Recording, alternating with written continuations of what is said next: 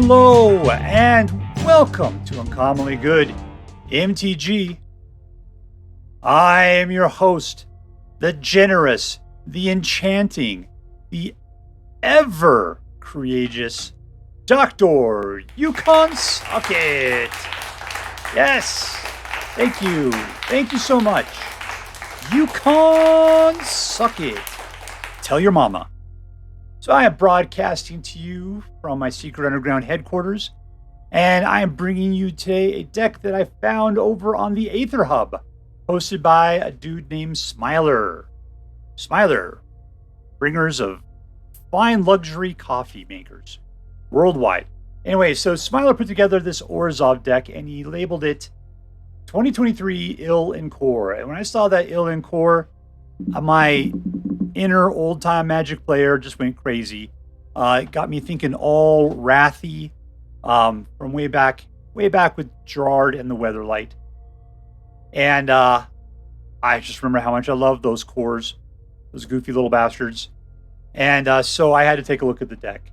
And then as I'm looking through the deck, I couldn't quite figure out exactly what it was supposed to do. I could have read more into it, tried to figure it out, but there's just so many Dominaria United cards in here. A lot of legends, a lot of golds. I just knew I had to play it. So grabbed it, threw it up here. Let's take a look at the cards that are in here. We'll try to figure out what it's doing to a more or lesser degree. We'll take it out on track and see how well it does.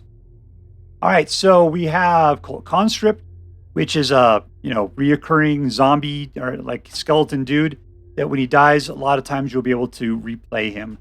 He says to be able to replay him. It only costs 2, but something else has to have died other than a skeleton on your turn that's on your control for you to be able to play him. So it's a little difficult to get him back, but he does come back. Cut down. So you can destroy target creature with a total power and toughness of 5 or less. We got Jadar, the Ghoulcaller, so he is a legend.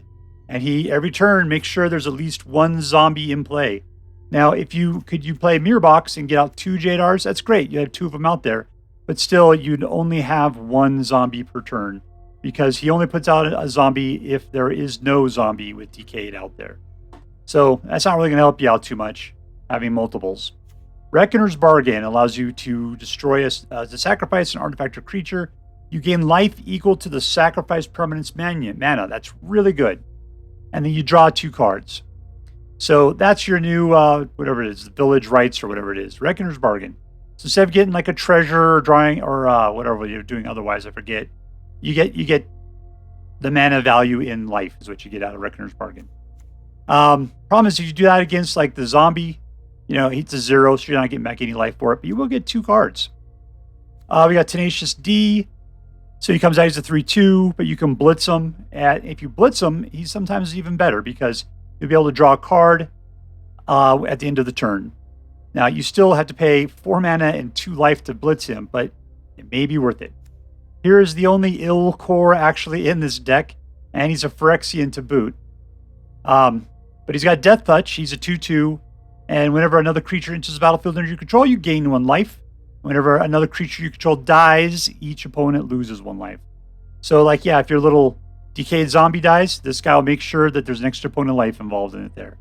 Rite of Oblivion it exiles target non-land permanent, which is fantastic. You do have to be able to sacrifice a non-land permanent of your own to be able to play it. And this has flashback, meaning you can play it twice. Once for 2, another time for 4. We got Adeline. There's only 1 of them in here. But she also puts out token creatures, and her power is equal to the number of creatures that you have. We got Braids. There's 2 of them in here. So she's a 3/3, and at the beginning of your end step, you can sacrifice an artifact, creature, enchantment, land, or planeswalker. And if you do, your opponent has to sacrifice a permanent that shares the same card type. But may do that, so they don't have to. They may, but if they don't, then they lose 2 life. And you draw a card, which is a lot like Invoke Despair, right? Except you're paying, not just mana for it. You have to sacrifice something of your own. Hopefully, you could do something like just kill off like Adeline's or Jadar's extra little dudes, because they're just there to be sacrificed, and that'd be a great way to go. You had multiples out because of the mirror box, even better. We got Aaron, the Benalia's Ruin, Minacy 3/3. Sacrifice another creature. You put a +1/+1 counter on each creature you control. Fantastic. Just hopefully we can keep enough little creatures out that we can sacrifice, right? Mirror Box says that legend rules don't apply to your permanents. You can have out as many of any particular legend as you want. Each legendary creature you control gets +1/+1 just by itself. And each non-token creature you control gets +1/+1 for each other creature you control with the same name as that creature. So Mirror Box is fantastic in a deck that has a lot of duplicate cards and a lot of legendary cards at that. Relic of Legends. If you're going to be playing a lot of Legends, then the Relic of Legends is a great card for you because it's 3 mana for essentially 1 mana of any color. And you can also tap and untap legendary creature you control to add another mana of any color. So this is going to basically just ramp up the mana capacity of your deck by putting out Relics of Legend in this particular deck. We got Gisa, the Glorious Resurrector. She's having a fun time at a zombie party. She's got the old meat hook there for the meat hook massacre. She's a 4/4/4, and if the creature an opponent controls would die, you exile it. At the beginning of your upkeep, you put all creature cards exiled by this card's ability into the battlefield under your control, and they have decayed. So at least you can attack, for that creature's power, at which point they'll die. Or you can just let them stand there like idiots if they've got other abilities that benefit you by them being in play. We got, this guy's got such a great name, Ratadrabik of Uborg.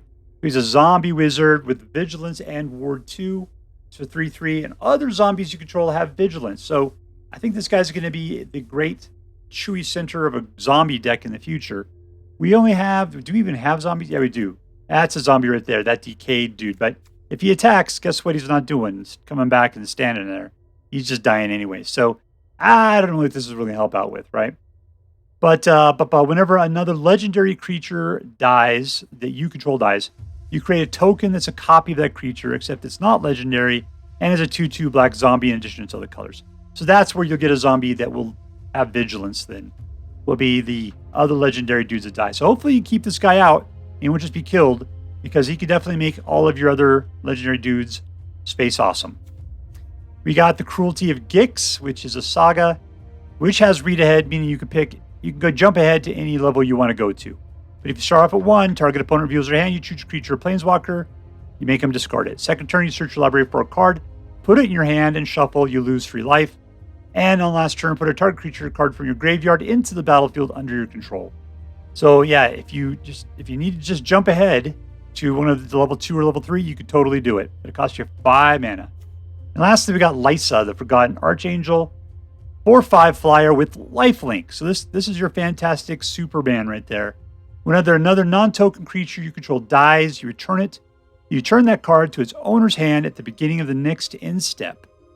If a creature an opponent controls would die, you exile instead. So that's it. Exile all the creatures. They can't come back.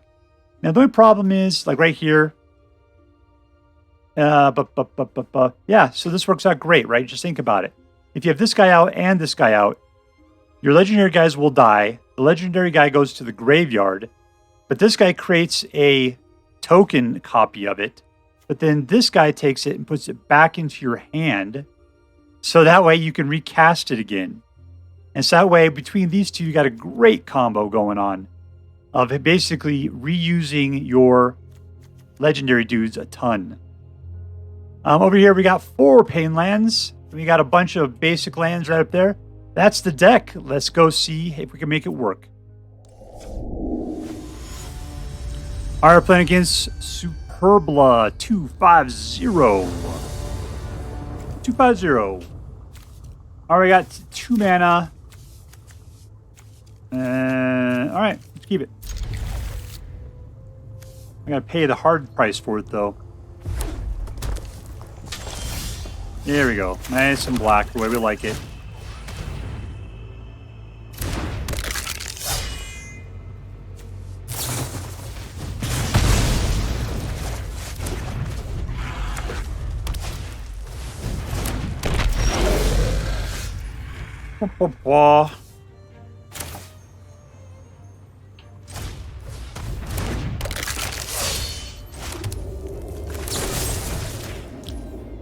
Death! I'll pay 1 to kill it.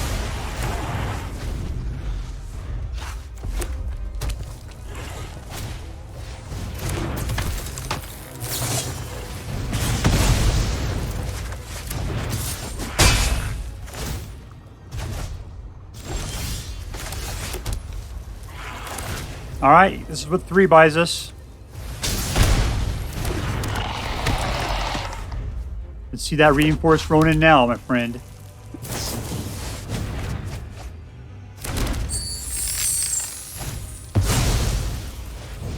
Apparently that's how it happens in your life, huh? All right, I got nothing.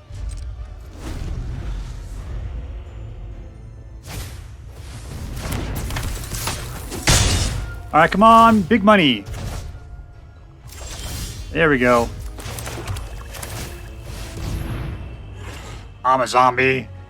I'm wizard.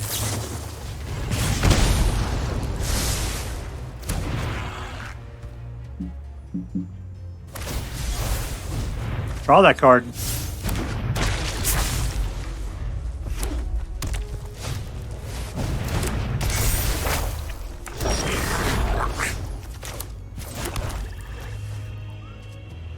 There's nothing in his hands, so that's not going to help out too much. All attack.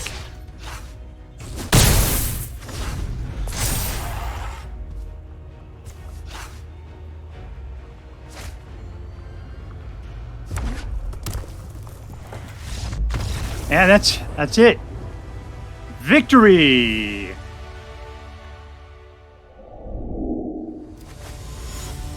All right, playing against Seagurt. It's just like regular yogurt, but tastes like the bottom of an ocean. Keep.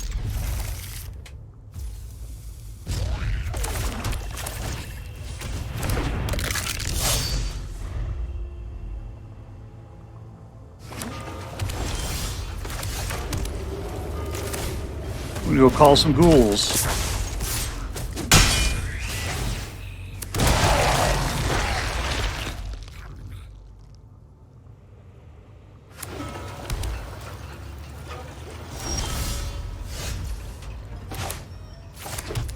All right, I'm going to mirror box.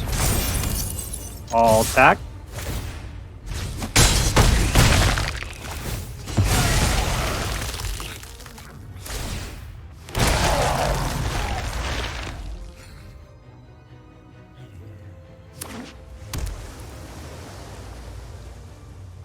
So we got him down to 12, turn 2.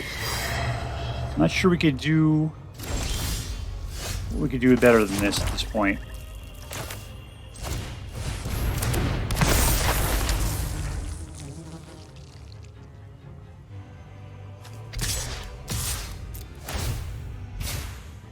Oh, I should have attacked with the Ghoulcaller. You can only deal 1 point of damage.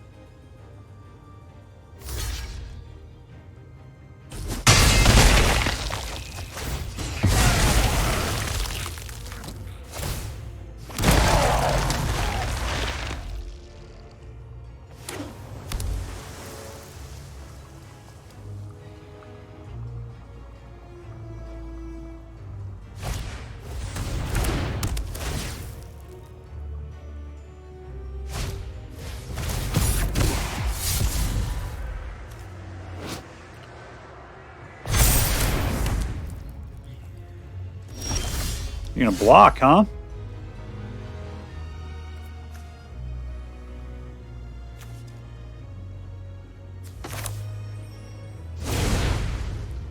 Let's try blitzing.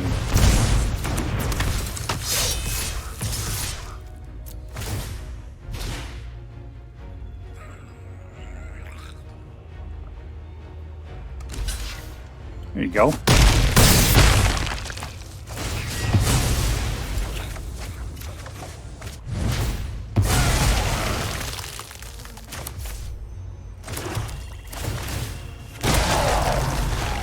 All right, we just have to sneak. There we go. I can say 4 past them. Victory! All right, we're playing against Dante, 989. See, we got kind of a black. Let's keep it.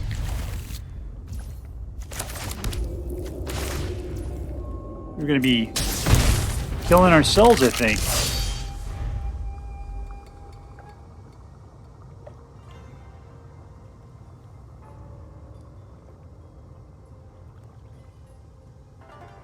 What do we have here?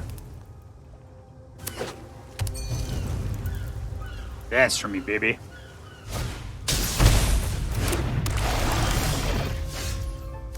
Another murder land. That's fantastic. All right, here we go. Auto pay. Go get him, Skeletor.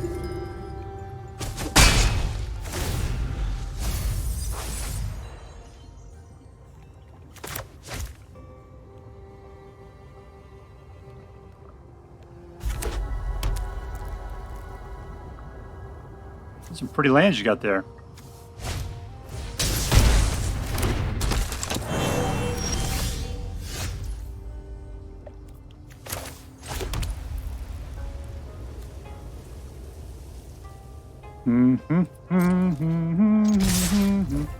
You can double block on me here.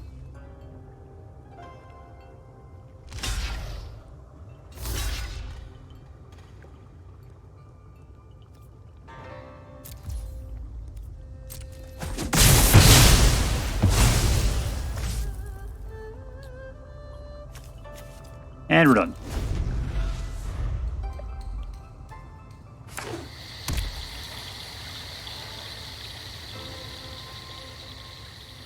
I'm not even sure what he's playing at this point. Looks just like just standard Simic, I suppose. Here's the Urborg. Okay.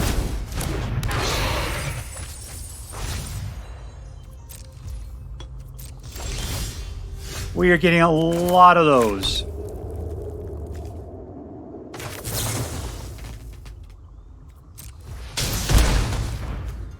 Give me something that doesn't kill me to use it. That'd be really nice. There we go.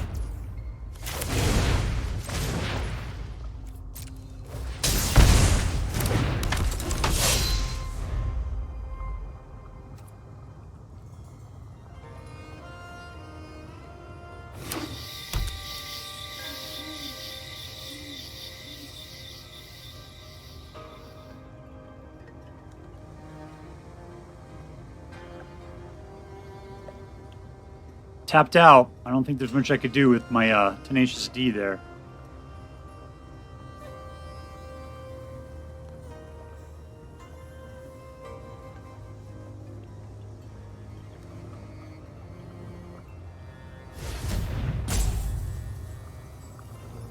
All right, Dante. Should we be getting back to the Quickie Mart?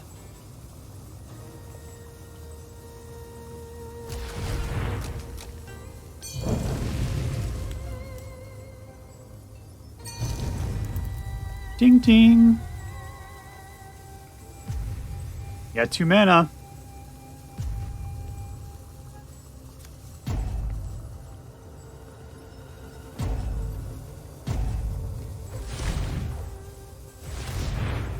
There's 4.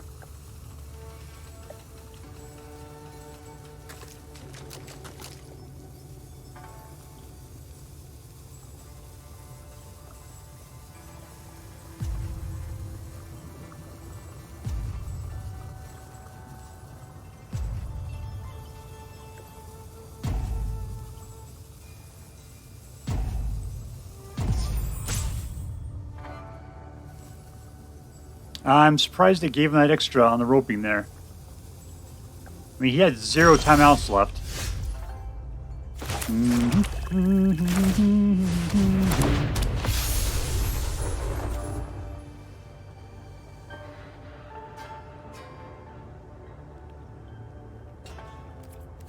No tax. I need that mirror box if I'm going to be able to have all these laces.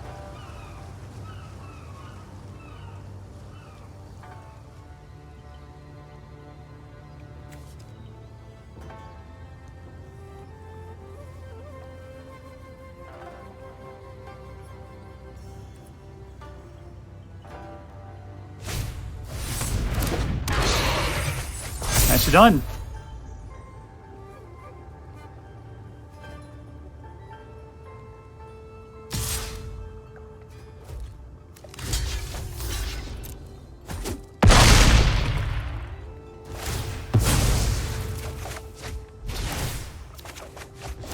Welcome back.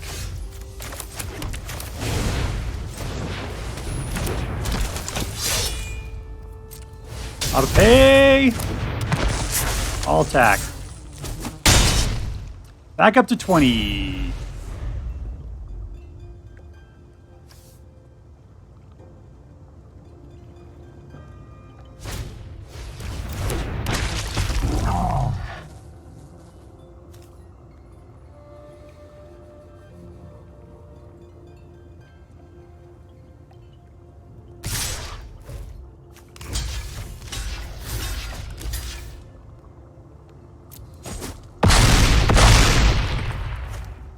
It'd be really nice to have some death touch dudes right now. That'd be super cool.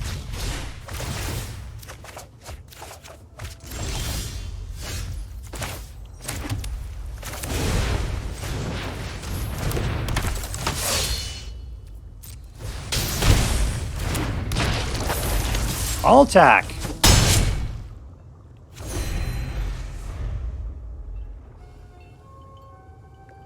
Got a revolving door policy here.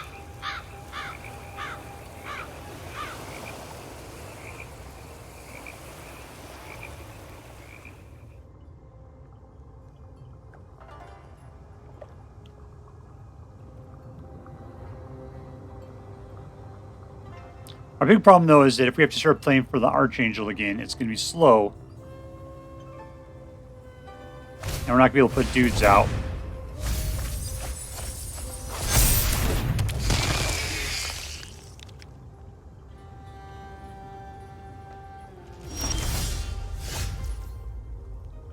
Nice. Is anybody have reach? Negative.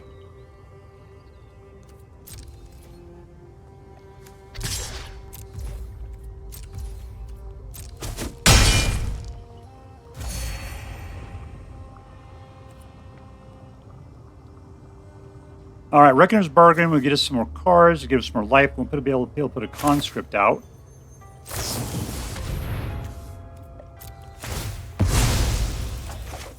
That guy swings back around. Mirror box is exactly what I kind of want. It's too late for that crap, though. Let's just block. It'll be fine. Cult conscript. Auto pay. Another underdog. Oh, that guy comes in tapped, huh? That's not great.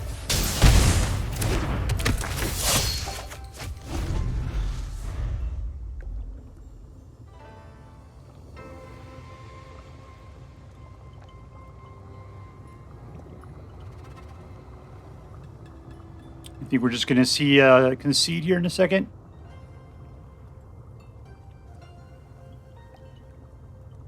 I'm going to splash around in your puddles. Not going to be able to do much with her. Cult Conscript is already a jerk.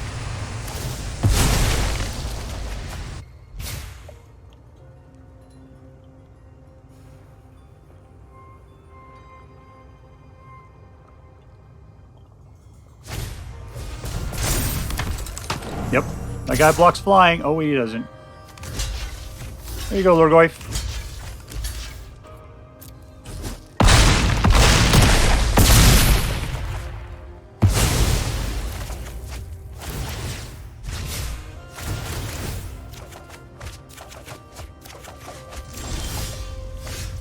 All in.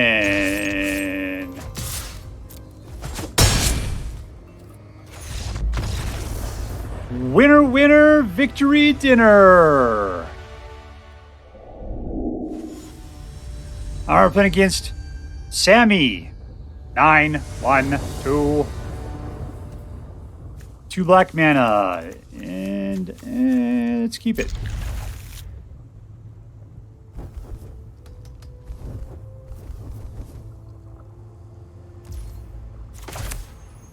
Alright. Yeah, because, I mean, that he doesn't get killed immediately. The Jadar is always a horrible guy to be facing up against.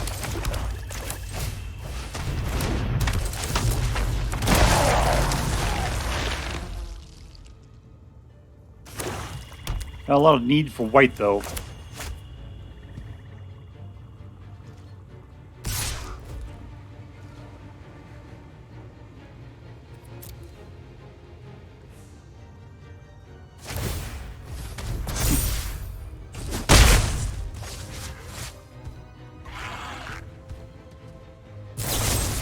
And he dies. Alright, there's some white. That's very nice. Little Tenacious D. All in for the attack.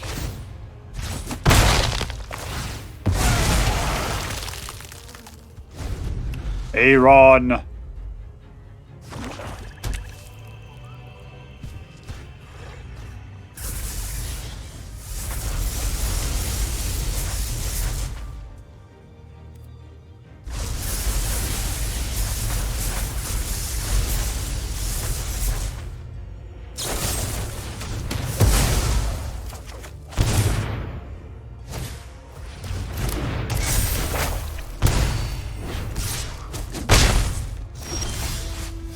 All right, so we go. Let's put out a little Adeline.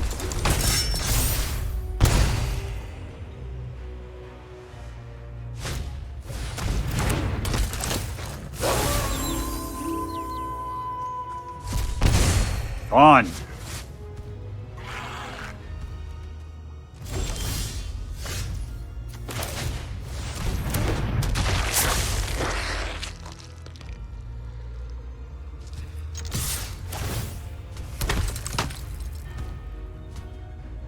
You can double block. I'll take out the Evolved Sleeper. No double blocking. All right.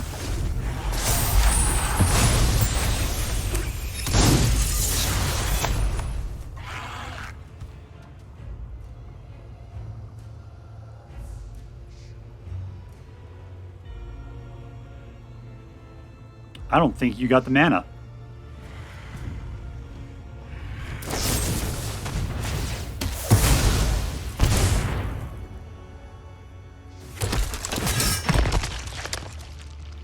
It's her again, just kind of weirder. And he has to kill her a second time. Good job, Brada Dravik. All right, here's Aaron.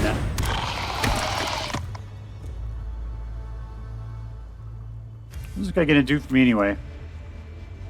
Each creature you control. No attacks.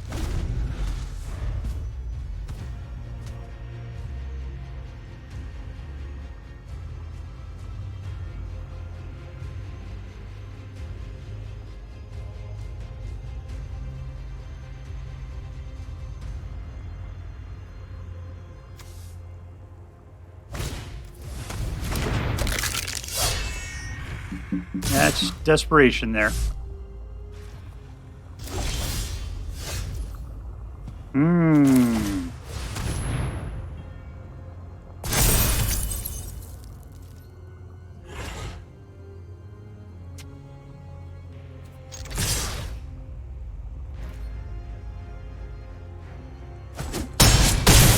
I'm surprised he's willing to take that.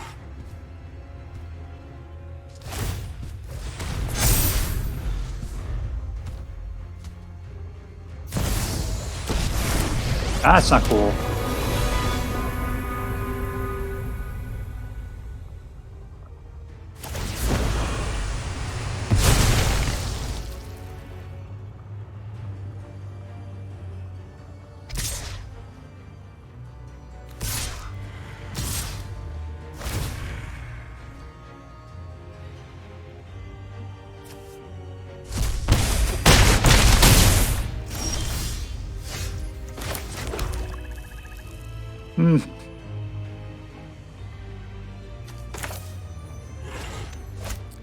Okay, nothing here is going to win me the game. I'm at 7. He's got a lot of dudes.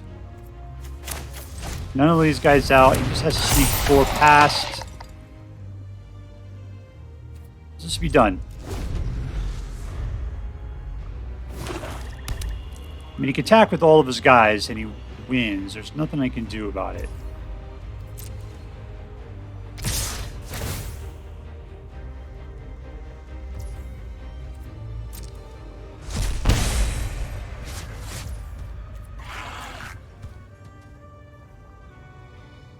That's instant, huh? Death Touch. Lock.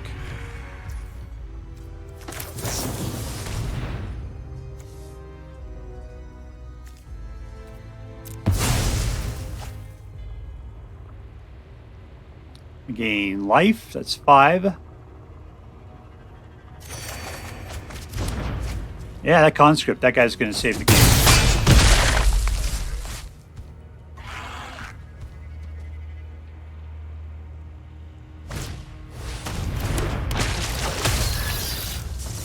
He gives me the cards, I die. You going to do it? You're going to give it to yourself. Yeah, there you go. Loser, loser, defeat dinner.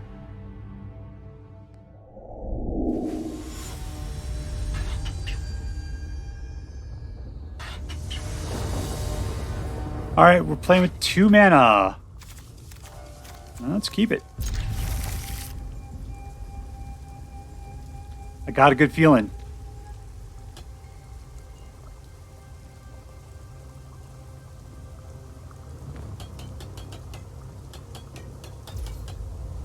Playing against Ever. Alright, he's got himself a Ghostly Jawa.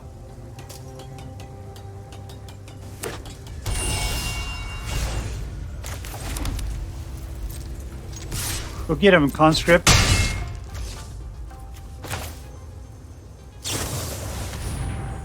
Get ourselves some card advantage. 2 whites isn't going to get us a whole lot. I guess we can get an Aaron out of the deal. Relic might be even better, especially if he doesn't put anything out this turn. He's just searching for lands.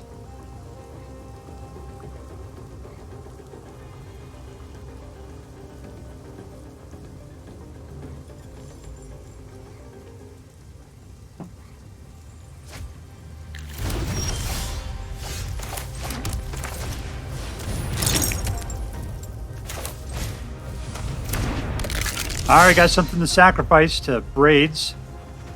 She demands a sacrifice. She is all powerful.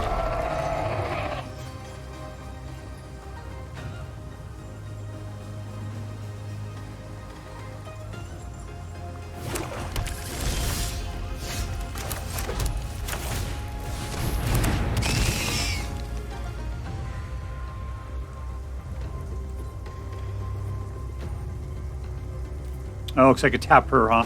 Yeah, let's do it. Not using her this turn. Yoink. You gonna choose? Or are you gonna... Yeah, you can choose. Good for you.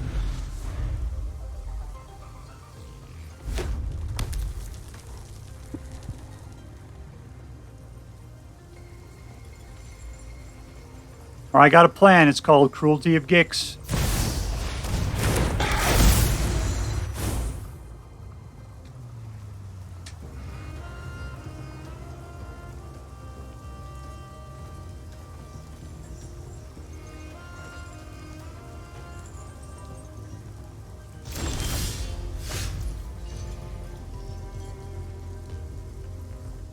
What's this thing even do? A lot of stuff. That thing needs to die. All right, let's go in for the attack. No, no, no, no. Cancel that.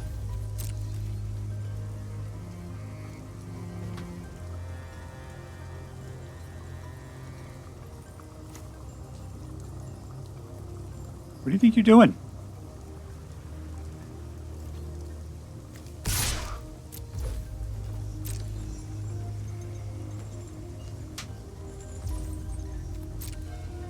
Next damage.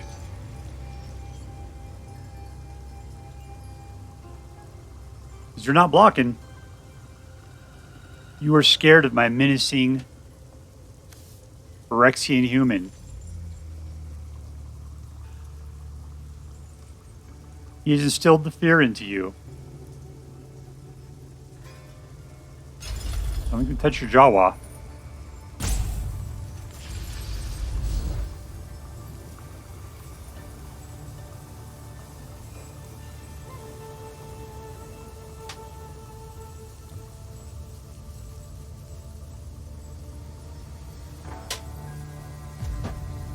All right, Rope-a-Dope.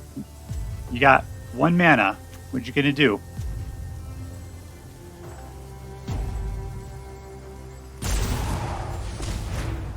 Gain a life. All right. You know what I'm going to do?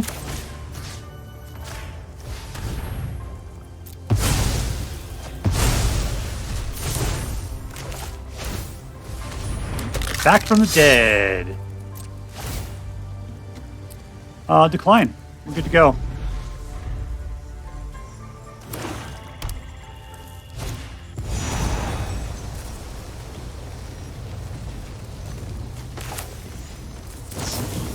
Sorry, Braids.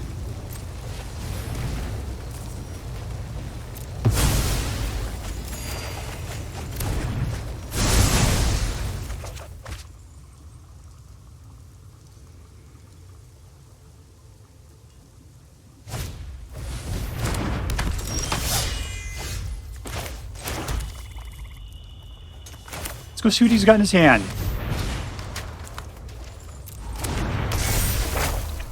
This guy strikes me as somebody's got something good.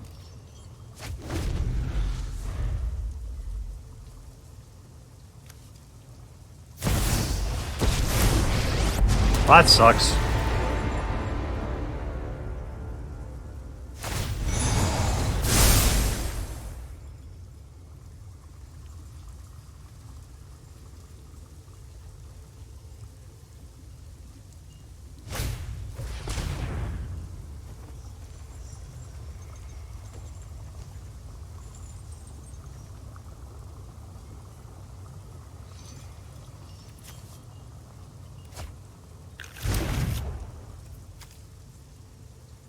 I might just have to take out the Gix. Is it going to do any good for us? Get my next card. Yeah, that's not bad. Yeah, you can take my Pain Land. That's what you take.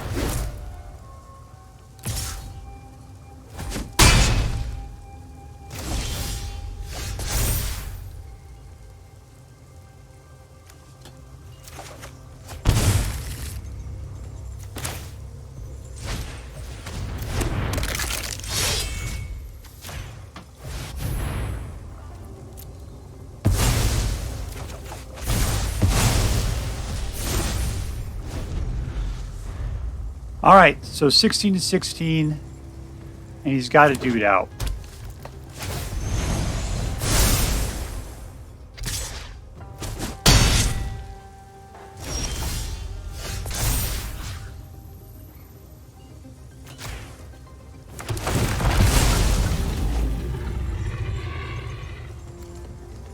Bring ourselves in with basic land, and we'll put ourselves out with an Archangel.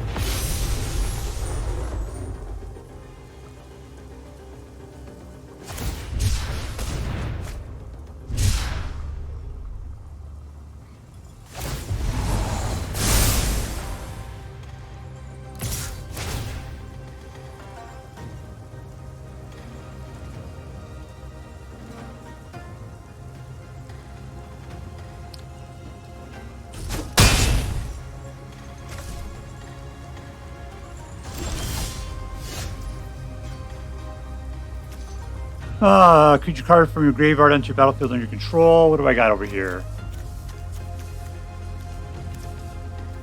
Braids again, probably really cool. Let's go slam that down. 2, 3.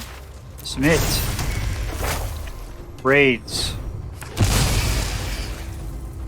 Let's send in Liesa. Let's end our turn. Let's sacrifice a creature.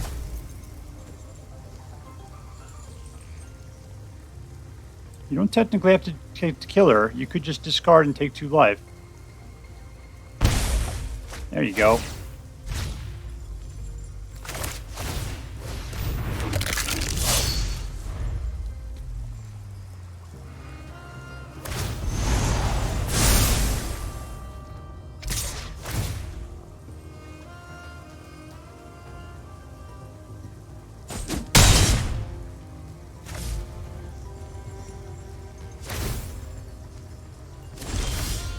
Oh, that comes back to your hand. Good for you.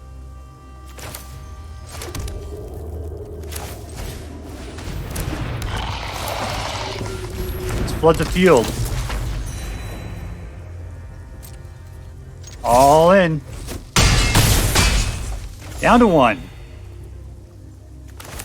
Sure, why not? No, because I'll have to... That's good. Let's get rid of Skeletor there. Alright, what you gonna do? That's it. And we win! Victory! Alright, so here we are with Il in Core, the ORZHOV, I'm guessing mid-range deck. And I gotta say, I liked it. I liked it a lot. Now, what was it about the deck that attracted me to it? Number one, it was the fact that it said Il in Core, and that old-time Magic gamer in me traveled all the way back to Wrathy time and made me think, ooh, we're playing with like old-timey core again, right? Core creatures. That wasn't necessarily the case. We just had one dude, but still, that's what attracted to me in the first place. What really held my attention was the fact that it had what felt like a bunch of new creatures, a bunch of new stuff in here. And then now that I'm looking at it, you know, there is a bunch of stuff in here. It's maybe 50-50, something like that. And that's what really held me was his interest. I wasn't even sure what this deck really did. I was looking at it a little bit, but really the inner child inside me was like, no, dude, you got to play it. You got to play it. And I got to say, I was happy I did. My win rate on this, I played it for 7 games, and I have a 71% win rate. 100% when you go second, which is really strange, right? This deck does very well when you start second. I don't know why. The thing that killed me is Pain Lands, right? I don't know why people love Pain Lands so much. If I'm going to keep this deck, I'm swapping this stuff out because this stuff is disastrous. I didn't feel like I needed it. I really don't.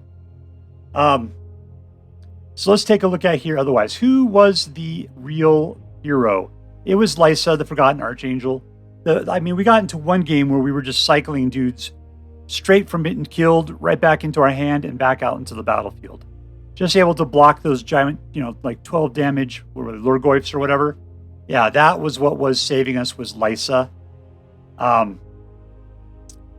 Who else was great? It was those conscripts. Just because we were able to, they died, then we were able to play them back. I guess it wasn't them; something else had to die. But we were able to, something would be killed, and then you'd be able to just put them back out on the battlefield for 1, and they'd be able to be out there. It's a really nice chump blocker. I like the Sadistic Pilgrim, the Saggy Pilgrim, just because I like his little, gain a life, lose a life kind of mojo there. Rite of Oblivion is not a card for me. I hate the fact that I have to sacrifice a non-land permanent. Also, it's a sorcery, which is so slow, it feels like, right? Braids was fantastic. I love the fact that, you could pick on those conscripts, and that means that, somebody had to get rid of a creature because I was getting rid of that creature right there. I also like the fact that Mirrorbox was really helping out with the legends we had in here. And there's a bunch of legends. And I never really felt like it was a problem that I had too many legends. I guess I had 3 or 4. I had 3 Liesas in my hand at one point. But it was all right. She's doing great on there as it was. I know I got the Mirrorbox out. I was thinking about playing another one. But the way that things were going, it was just easier to just kill the other guy than to try to stretch the game out so I can have 2 Liesas out at the same time. Cruelty of Gex is a pretty decent card. I like the read ahead. It definitely allows you to jump to the parts of the story that help you best at that time. All right, so let's go ahead and rate this deck up. Is this deck competitive? And I don't know. I have a really hard time with competitive. Unless I'm picking this up off of the Platinum Mythic list, I don't know these things are competitive. I'm going to say, yeah, this thing seems pretty competitive. It has a really good win rate. I had a feel to it that it had the ability to take some very commanding leads. It seemed pretty decent. Secondly, is this deck fun?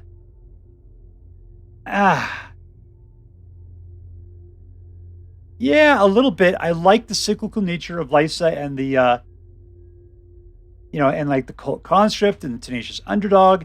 Jadar keeps putting out those zombies. I like the way that Braids was able to be leveraged. So there was definitely some ORZHOV elements to this deck. Despite it being heavy, it wasn't heavy-handed ORZHOV. It was sort of like on the side ORZHOV, as far as bringing things back from the graveyard, having that recursion, sacrificing things, causing other people to pay. So altogether, I mean, I thought that it went along very well. I think I would have liked to see Gisa come out a little bit so that I could have taken their cards of the creatures that have been destroyed and then recycling back in under my ability. That would have been cool. Oh, I just really liked how when Adeline died and it came back as a copy of herself, except for then they killed her immediately afterwards. I would have loved to have seen little 2/2 black zombie Adeline ride around making little 1/1 tokens. That would have been super cool. So yeah, this deck is fun. And is it interesting? Well, number one, it is interesting because of the legendaries, because of the Dominaria United, but also because of that synergy, the mechanics, the beating heart of this deck. It was definitely kind of interesting. So altogether, I think it's competitive, fun, and interesting. And I'm going to go ahead and give this deck an A+. I'm going to give it an A+. I gotta. I mean, I don't feel like it's going to be my favorite deck. I don't think it's almost don't feel like it's A+ worthy. It's definitely A worthy. But I'm sorry, if you hit all three categories, competitive, fun, and interesting, you deserve an A+. So there you go. Hill and Core, A+ to you. If you so choose to try this deck out and play it, I hope you have as much fun with it as I did. That is all for now. If you enjoyed this video, please make sure to like and subscribe. From all of us here in the secret underground headquarters of Uncommonly Good MTG, have a great day. In the words of my people, shine on, you crazy diamonds. Later.